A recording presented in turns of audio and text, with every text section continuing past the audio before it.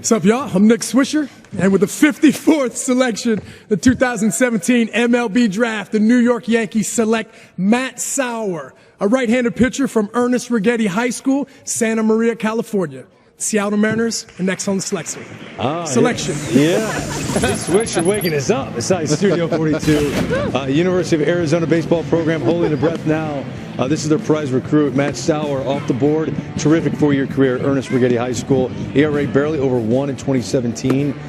Scouts didn't know if he was going to be a pitching or hitting prospect up until this year. He was a 440 average his senior year as a hitter, but I guess, Jonathan, when you hit 97 with your fastball, that kind of makes the determination. He took a big leap forward with his fastball, and that's what made him more of a pitching prospect. As you take a look at how we graded him out on MLB.com, the fastball more comfortably sits up to 95. He's got an above-average slider.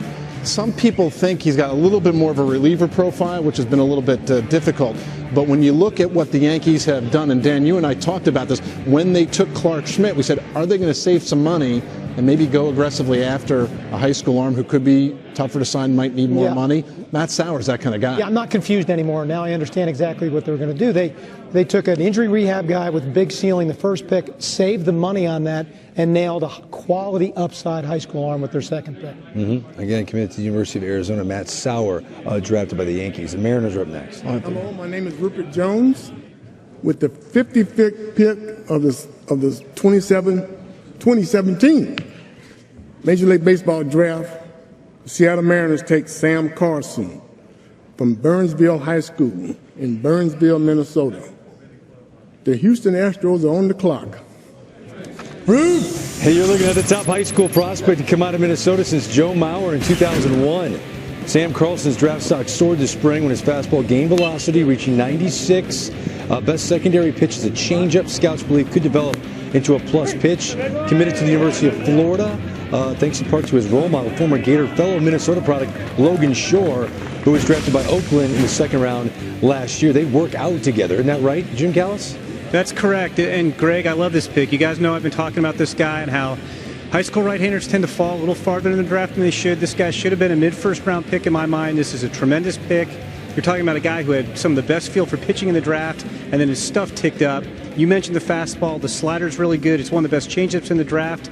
And we keep harping on two-way players. If this guy had gone to Florida, which it looks like he won't now, don't ask me about his signability, Greg. But if he had gone to Florida, he's a right fielder with power. He could have been a two-way player for the Gators. Okay, so Sam Carlson to the Seattle Mariners at number 55. You know, he said field to pitch. And all we keep hearing about is velocity. So, Dan, why the turn to velocity and not guys that can pitch? Well, I think in this area of the draft, Harold, you're trying to find both. You're trying to find guys that have velocity and a field to pitch, but ultimately you're right. I mean, you have to be able to throw consistent strikes at the major league level and be able to repeat your delivery doing that to be able to be successful. Joe Perez went to the Astros at number 53. The Astros up again at number 56. The Houston Astros select Corbin Martin, a right-handed pitcher from Texas A&M University, College Station, Texas. The Detroit Tigers have the next selection. Corbin Martin began the year in the bullpen before joining Texas A&M's rotation in late March. Does he look like a starter to you? No, looks like a bullpen guy. Sent him out as a starter, hope he can develop a third pitch, but this guy, when he was in the bullpen, showed power stuff at the back end. A fastball sits 91, 95, just no third pitch. Is that the issue? Correct. Still developing a changeup at this point in time. Jim Callis, what do you make? Corbin Martin, Dan O'Dowd says looks like long-term it's a bullpen guy. What do you think? I think he's got a chance to be a starter. He was great in the Cape Cod League as a reliever last year. He's been kind of bouncing around between roles while he's with the Aggies. I think if you take this guy, he's very athletic. He has some feel for a changeup. He just has to use a lot as a reliever. He needs to throw more strikes. But I think if you took this guy, put him in a pro rotation, just said, look, you're going to be a starter. We're not going to mess with you. Just go out there and pitch. You might wind up with a starter. And if not, then you might have a late inning reliever. On the Cape, he was up to 98 with wipeout breaking stuff. So that's not a bad fallback position to have. But I think there might be a starter in there. He's athletic. I think he could do it. Yeah, again, he's fastball curveball. Michael Waka, also a Texas A&M guy, was fastball changeup. But people to this day worry about his third pitch, and he's winning games for this. Yeah, but I think if you're fastball curveball, it's a little more of an adjustment to be fastball changeup and try to find that breaking ball. To the podium. There you go. Jim Leland, with the 57th selection of the 2017 MLB Draft, the Detroit Tigers select outfielder Ronaldo Rivera from Chipola College, Marianna, Florida. The San Francisco Giants have the next selection. Jim, thank you. This is the 24th round pick by the Cubs last year. Decided to come back for his sophomore year. All about the bat for this guy. Scouts like to see him try to hit for more power. Again, bat develops the way people think. One of an issue profiling at first base. Some say outfield. What do you think? I think he's probably more of a first baseman. Maybe you send him out in left field and see how it works. He does have a slightly above average arm, so maybe right field works. He's not overly athletic, well below average runner, but there's a lot of power. That Chipola team won the Junior College World Series, and he and third baseman Andrew Bechtold, I actually thought Bechtold might go ahead of Rivera, really led the way, a very powerful offense, and he went off during the JUCO World Series as well, hit a bunch of home runs. That bat's in and out of the zone so fast. When he figures out how to keep it in the zone for a long period of time, that's what he's got to do. The bat tool is behind the power right now. 438 average this year, 20 home runs, 77 RBIs in 59 games. I get it was JUCO. Yeah. Still put up some numbers. He can hit. Some numbers. Yeah, he's gonna get better. Rivera, outfielder, again 6'6", 250 pounds. It's a big guy. Goes to the Detroit Tigers with the 57th pick. He's playing center. No, it's fine. no. Some outfielder. Hey, Aaron Judge played center in college, so you never know. You never know. Giants have pick number 58. I'm John DiCarlo. I'm the Mid-Atlantic scout for the San Francisco Giants. And with the 58th selection in the 2017 draft, the Giants select third baseman Jacob Gonzalez from Chaparral High School in Scottsdale, Arizona. The New York Mets have the next selection. Well, we all know his dad, Luis, who hit 57 homers in 2001, had that winning hit, Game 7 against Mariano. Jacob, plus raw power thanks to his physicality, great leverage. Not many scouts see Gonzalez sticking at third base long term. Many believe his eventual home will be left field or first base. Jonathan, do you agree? Yeah, I think he's probably going to end up at first base, but then you've got that whole right-handed, right profile at first. There is legitimate raw power that he has, probably more so than his dad, who was hit over power when he first was coming up. But there is some pop there. TCU, you want to ask the question? Signability issues, Jonathan? No. Oh, thanks. I didn't think so. I set you up for that. Again, I think he'll probably end up signing. But, I got to give the Giants some grief, though. They send their Mid-Atlantic scout up and doesn't even get to take one of his own players. Oh, my goodness, you're That's right. not right. Yeah. That's not right. No, I think, obviously, the power profile for Gonzalez is what people were buying here in the second round. If this young man is not drafted and he's on the board, come pick 68, the Diamondbacks have that pick. How do they not take Luis Gonzalez's son? Let's go to the podium number 59, the Mets. Hi, I'm Todd Zeal with the 59th selection of the 2017 MLB Draft. The New York Mets select Mark Vientos, a third baseman from American Heritage School, Plantation, Florida. The Baltimore Orioles have the next selection. Mark Vientos has been on scouts' radars for a while now. Inconsistent spring made him a polarizing draft prospect. Some of the top offensive tools in this draft class when he's right. What do you make of his swing? Well, he's definitely a potential pick. He's got some ways to go, but you love the fact that he's got good size, his hands quick to the ball, he makes the plays, so you're dreaming on what he can become. 17 years old, he goes into that body, he's going to add a little more power. It's one of those picks. The Mets always surprise you early in the draft somewhere. And this is the surprise pick, but I can see the skills there. It's a matter of development. Well, this guy looked like he might be a first-round pick. He was another one of these high school guys who underperformed a little bit during the year. Plays shortstop at American Heritage, which has been just a baseball factory. He'll move over to third. He's big and strong and doesn't have the speed to stay at short, but he does have pretty good infield actions. Okay, again, you're watching the second round of 2017 MLB Draft from Studio 42. We are live. Greg Amsinger, Harold Reynolds, Dan O'Dowd, and Jonathan Mayo. We're going to be with you through pick number 75. Again, we're live. Thanks for watching us on MLB.com. The Orioles are next at pick number 60. And again, we're plowing all the way through commercial-free, all the way to the end of the second round. To the podium we go. Hello, I'm Jeffrey Hammonds. With the 60th selection of the 2017 MLB Draft, the Baltimore Orioles select Adam Hall, a shortstop, from A.B. Lucas Secondary School, London, Ontario, Canada.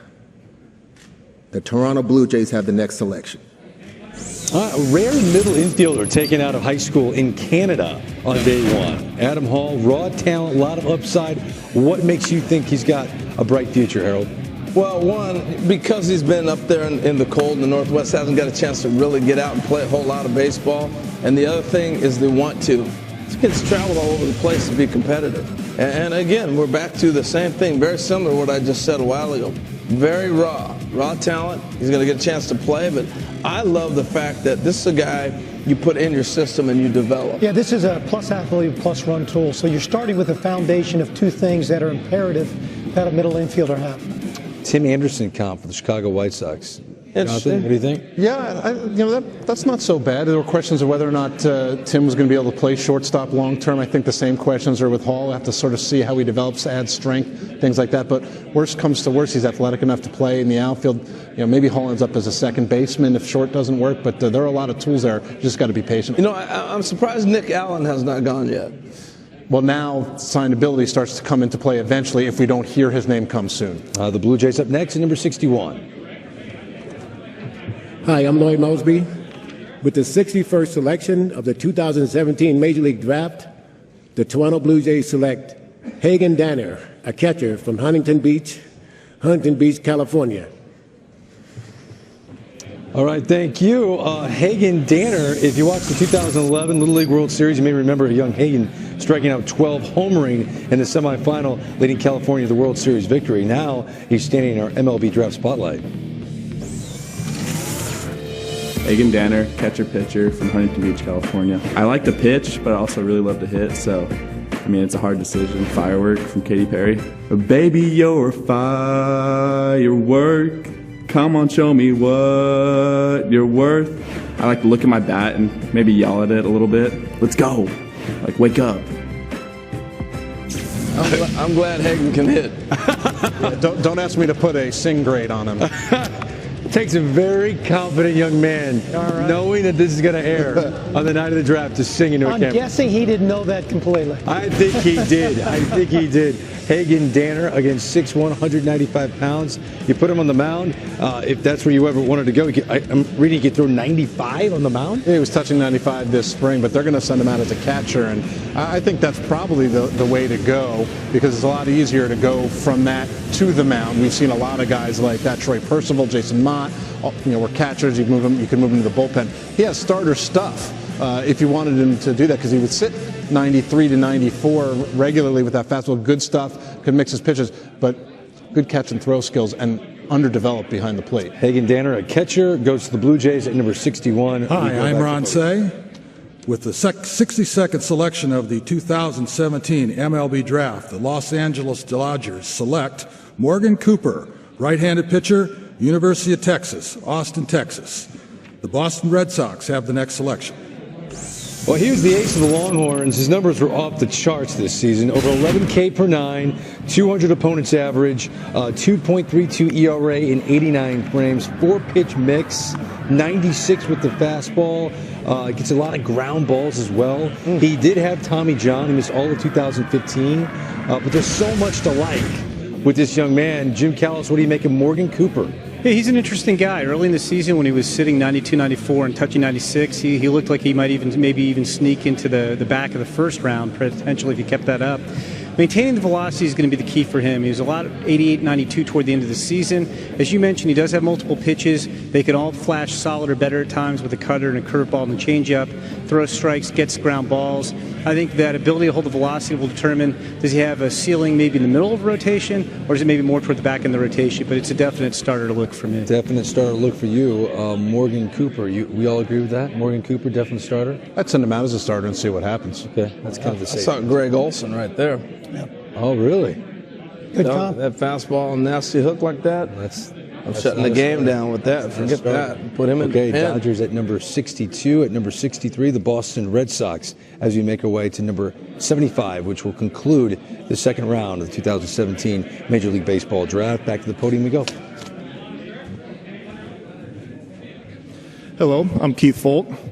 With the 63rd selection of the 2017 Major League Draft, the Boston Red Sox select Coleman Brannon, an outfielder from Westfield School, Perry, Georgia.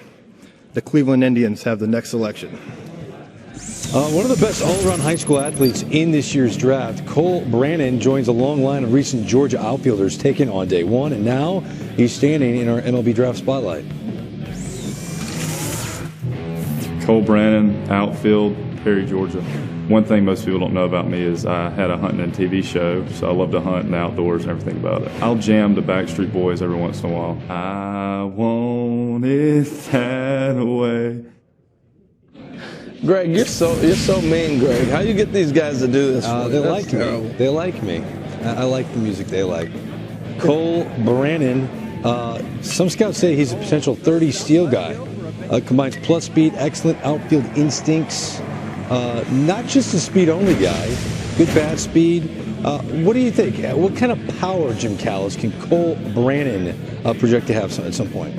I think he's more of a gap power guy. I mean, I think you're probably thinking 10, 12 home runs, maybe more than that, but he's kind of your traditional center fielder, well above average runner, goes and gets the ball in center field, puts the bat on the ball, gets on base, that type of guy. I don't think power has to be a big part of his game. He's not going to just get the bat knocked out of his hands, but he's not going to necessarily be a guy who bats, third, fourth, or fifth in your lineup either. All right, Jim, thank you. Cole Brannon at number 63 by the Red Sox. They took Tanner Houck with the 24th pick. Now it's the Indians at 64. Hi, I'm Mike Jackson with the 64th selection of the 2017 Major League Draft. The Cleveland Indians select Quentin Holmes, an outfielder from Monsieur McClancy Memorial High School, East Elmhurst, New York. The Washington Nationals have the next selection. I know we say this about a lot of guys, but Quentin Holmes might be the fastest player in this class. 6.15 in the 60-yard dash, and now he's in our MLB Draft spotlight. My name is Quentin Holmes. I am an outfielder from East Elmhurst, New York. I can't say one MLB player. I admire multiple MLB players and past players. When I warm up, first thing I do is I run out to center field and I pretend like I'm robbing a home run against the fence. Just feel weird if I don't do that. So. Well, I'll tell you what, he reminds me of Adam Jones. Now, Adam Jones never ran this fast, but when I watched him hit, he's got that kind of ability. Again, we're talking about a Northeast kid. The weather was terrible out east. You may have seen him even climb a little bit more if he'd have got a chance to play, but he really jumped on the radar last summer. And this guy's a baseball player, spends a lot of time working on his craft, and he's going to continue to go. I'm impressed seeing where he's going at. It's a great spot in the draft for him. Power like Adam Jones, you think, down the line? Watching his swing, I think he can have the power, but I don't know if somebody's going to make him sit back and have the power because they want to utilize that speed and see him get out of the box a bit more. Nats are up next. Hello, my name is Johnny DePuglia with the Washington Nationals. With the 61st selection of the 2017 Major League Draft, the Washington Nationals select Will Crowe, a right-handed pitcher from the University of South Carolina, Columbia, South Carolina. The Texas Rangers have the next selection. Crowe missed most of 2015, all of last season, after undergoing Tommy John surgery. Bounced back nicely this year at South Carolina, didn't he, Dan? Yeah, he did. It's a very simple delivery, strike thrower, repeats his delivery exceptionally well. He's got a top-to-bottom breaking ball. Does give up some hits per innings in the SEC. Player comp for me is a Bud Norris, solid contributor in the Major League rotation. Jonathan Mayo, how do you see this guy? Yeah, I mean, I think the one thing you're going to have to worry about is the durability. I mean, he needs to get some innings under his belt, but he showed this year that everything worked just fine. Shook off the rust, and I think he has a chance to start at the next level. 15 starts for the Gamecocks this year. Right-hander posted a 3.41 ERA, struck out 90 batters across 92 and a third innings. The Nationals going with Will Crowe at number 65. On to number 66. I'm still bummed that the mock draft only ends after 30 picks. I'm sorry. Can we alter that? Can we do a day one mock? I mean, this is where you earn your money. Let's go back to the podium. Hi, I'm David Murphy. With the 66th selection in the 2017 MLB Draft, the Texas Rangers select Hans Kraus, a right-handed pitcher from Dana Hills High School, Dana Point, California. The Chicago Cubs have the next selection. Well, here we have one of the more electric projectable arms in this draft. At March's National High School Invitational, Hans Kraus had the top average fastball velocity at over 94 miles an hour. Solid command. Many scouts think his Southern Cal commit will soon hit triple digits. 6'5", 190 pounds. Jonathan Mayo, give us an even further evaluation of Krause. It's one of the quicker arms in the entire draft class, and that's where the explosive fastball comes from. And yeah, there is some more in the tank as he adds some strength. Not everyone loves the delivery. There's a little bit of effort there. He is high energy on the mound, sometimes to distraction. He'll do a little Johnny Cueto shimmy pitch. He'll hesitate pitch. He gets really fired up, sometimes to excess. So he'll need to learn to rein that in. But the thing that really stands out is the 65 on his fastball. He can spin a decent breaking ball, doesn't land it for strikes consistently. If he can start to do that, then I think you're going to see him take that next step. That high school reliever profile can be a little bit difficult, but you give him every chance to start, and the Texas Rangers continue to go after high school and upside in this draft. When I saw his video, he jumped out. It was electric. Yep. But they have to get him to focus. Yes, exactly right. Cubs are next at number 67. I'm Sean Marshall with the 67th and final selection in the second round of the 2017 MLB Draft. The Chicago Cubs select Corey Abbott, a right-handed pitcher from Loyola Marymount University in Los Angeles, California. Yeah, Corey tossed a perfect game back in March against BYU, which was the first perfect game in Loyola Marymount history. His stats for the season were off the charts. I mean, I get it, not SEC competition. 11-2, 1.74 ERA, only 28 walks in 98 and a third, 130 strikeouts. Jonathan Mayo, a lot to like here in Corey Abbott? Yeah, because he's kind of trending upwards. The big thing for Corey Abbott this year is that he added a slider to his repertoire, and it quickly became his go-to pitch, an above-average breaking ball. He throws a curveball too, but it's more one of those get-me-over kind of pitches, but it may be average. The changeup is behind, so the advancement of the slider, he added a couple ticks to his fastball velocity, and that kind of put him on the map. And teams that tend to like college performers like guys like Corey Abbott. All right, we're through pick number 67, which means the second round is actually technically done. This is a holiday for you. Competitive balance. I love the second round. Well, I'm excited. Competitive. You're not going to talk in competitive balance round B? I am. Okay. I'm excited for that too. Sorry. Because that's pick 68. I was channeling Hans Krause there. 275. He was just trying to interrupt you while you were talking. I do a show with him every night. Every night. The Diamondbacks are up next with pick number 68. Again, we're with you on MLB.com live. We'll take you all the way through pick number 75 without any commercials. To the podium we go. With the 68th selection of the 2017 MLB Draft, the Arizona Diamondbacks select Dalton Varsho, a catcher from University of Wisconsin-Milwaukee, Wisconsin. The San Diego Padres have the next selection. We all remember his dad, Gary Varsho, former big leaguer, outfielder. Yes. This kid hits for average power, past 2 collegiate seasons. It also stands out, he's got speed, especially for a catcher. 54 games this year, he hit 362, 11 homers, 10 stolen bases. Throwing arm, not exactly plus. Jim Callis, is that the issue here, looking at Dalton Varsho behind the plate? It is. I mean, the arm's kind of fringy, but he's a good receiver. He's a plus runner, which is outstanding for a catcher. He's got offensive potential. I talked to some scouts who think he's got enough athleticism and offensive potential to maybe play left field if he can't stick behind the plate. But, you know, if I had to pick between receiving and throwing, I'd rather have my catcher be a good receiver. And just, you know, Greg, I had this guy at number 68 in my competitive balance B mock draft. So I've got Nick Allen going next. So we'll see if I get that pick right, too. Wait. Wow. So, Jim, you actually do one for fun? Oh, yeah. No, I'm joking, but I'll call Nick Allen just out of the blue here and see if I hit it for the next pick. Well, Jim made a good point right there, is that if you can find a catcher that's got plus receiving skill, plus blocking, and is a very good athlete, don't overreact to the throwing part of it. Padres at number 69, they're next. With the 69th selection of the 2017 MLB Draft, the San Diego Padres select Blake Hunt, a catcher from Modern Day High School, Santa Ana, California. The Colorado Rockies have the next selection.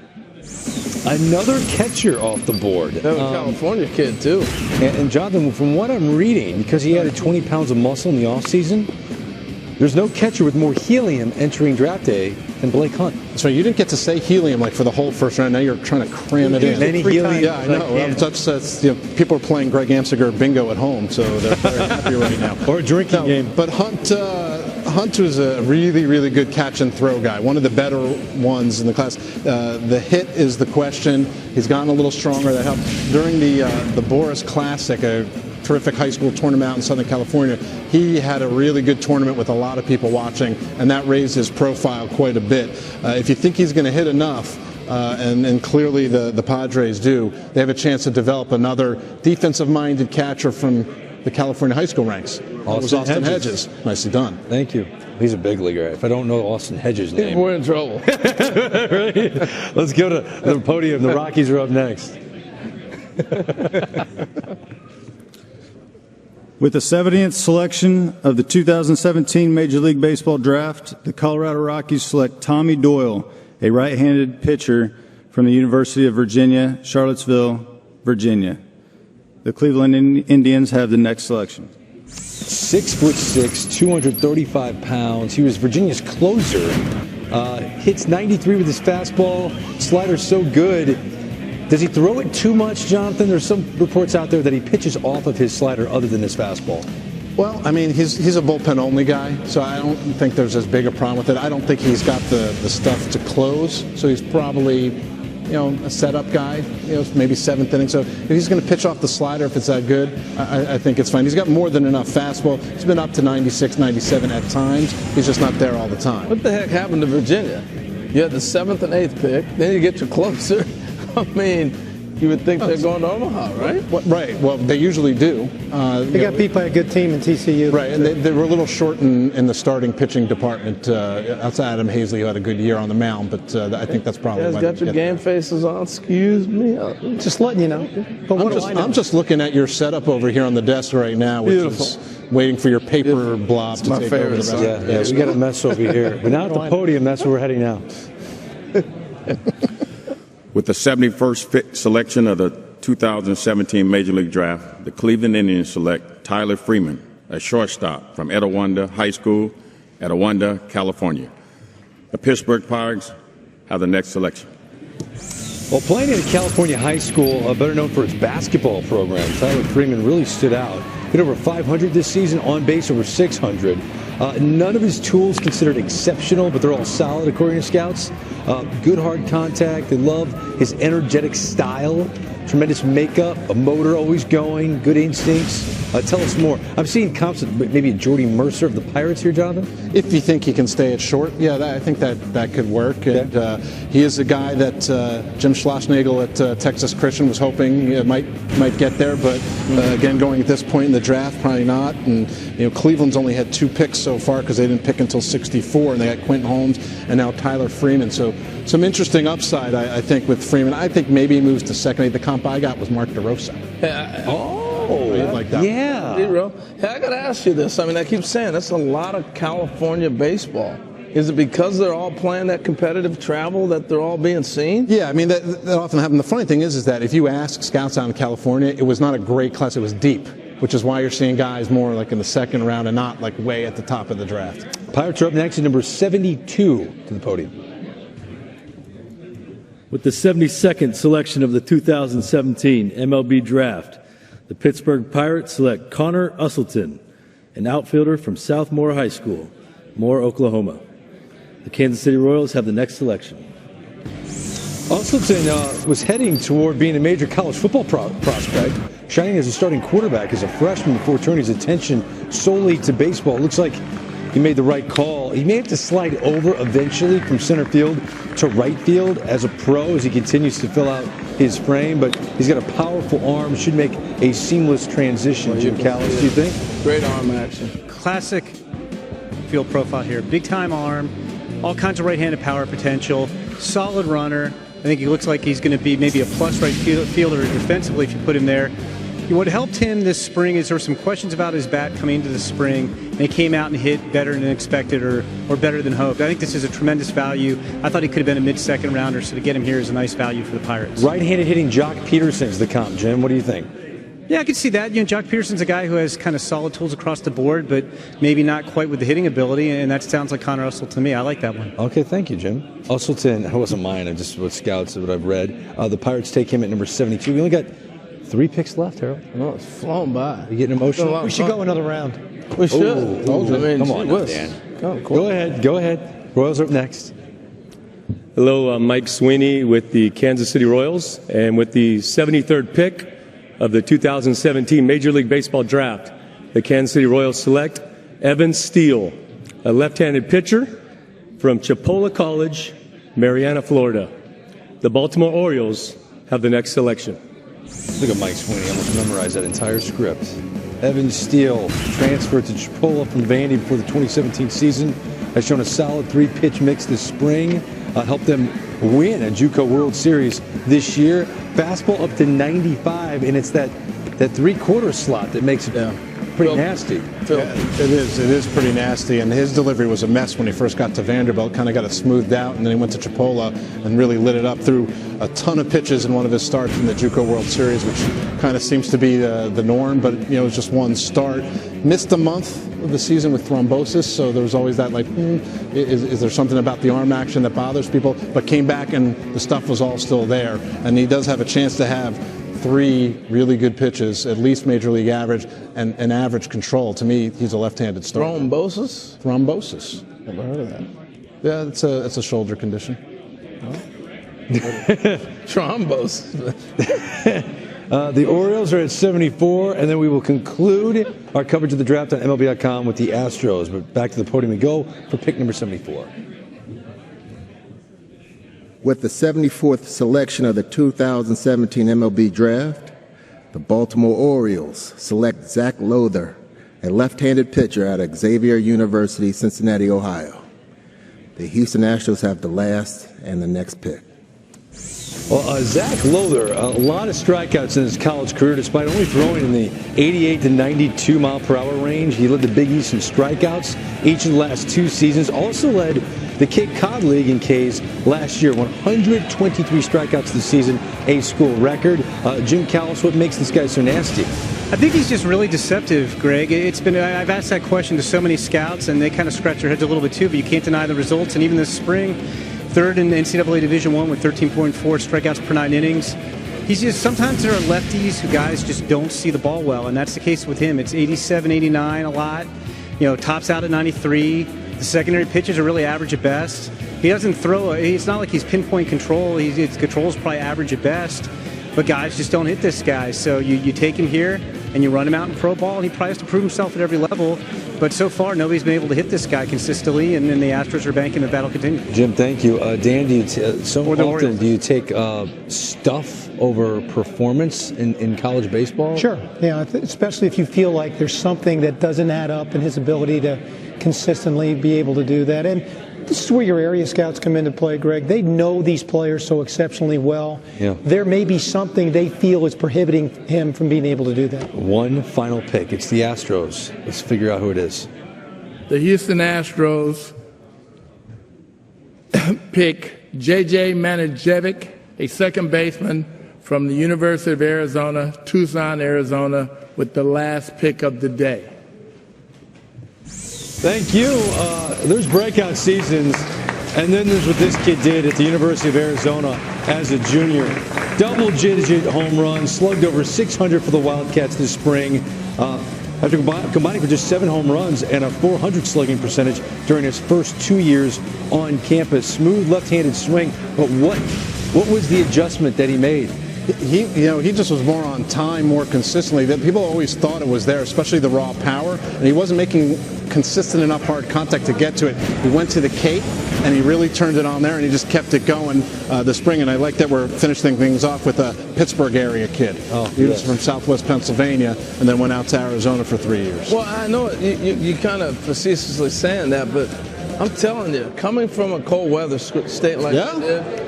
The upside and the ability, when you get to a place like Arizona where he's going to get the extra reps, he's going to play all the time, right? That's going to take him to another level. Brendan McKay's also from my neck of the woods, so he played his high school ball there too. Yeah. So glad we got that out of the way before we signed. Very impressive. Dan, did you I'm going to do a segment on that later. Yeah, absolutely, Harold. I thought a lot of clubs had consistent game plans, which they implemented. We'll have to see it all turns out. There's one club, obviously, we didn't hear the name being picked at all, in the Cardinals. Yeah, that's a very good point because of what went down between them and Houston. Well, they signed Loss of Fowler, and Yes. then what happened with Houston. They're the one club that is the loser in this draft up to now because they didn't get a chance at impact. But final thoughts on this one. The team that stands out as the winner on a draft night like this, who would it be? Well, you got to look at what the Reds were able to do.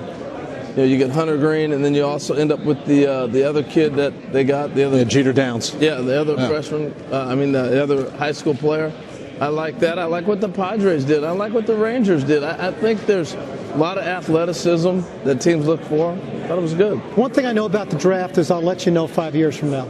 No doubt. You learned your lesson the hard way? I learned my lesson the hard way. No, but it's, and I think we need to point this out again. We kind of squeezed it in between picks. Hunter Green, drafted by a National League team as a pitcher tonight. Yes. Second overall. You've heard what? That he's going to get a chance to hit at least this summer, maybe at Instructs. He's going to DH. It's going to take him a little. He hasn't thrown in a game in now, close to 2 months. Right. He's been throwing bullpens regularly, but it's going to take him a little while to get up to game speed. And so as he's doing that, he's going to get a chance to swing the bat as a DH only. He's not going to go out and play shortstop. And then, that probably will be the end of it, would be my guess. But they want to at least let him have some fun when he first goes out this summer because he's not going to throw a ton of innings. All right. Well, day one of the 2017 MLB Draft has come to an end here inside Studio 42, but the draft is nowhere near being over. Rounds 3 through 10 will be tomorrow. Coverage begins at 12:30 p.m. Eastern here on MLB.com. Then on Wednesday, rounds 11 all the way up possibly through round 40. That starts at noon, 9 a.m. Pacific.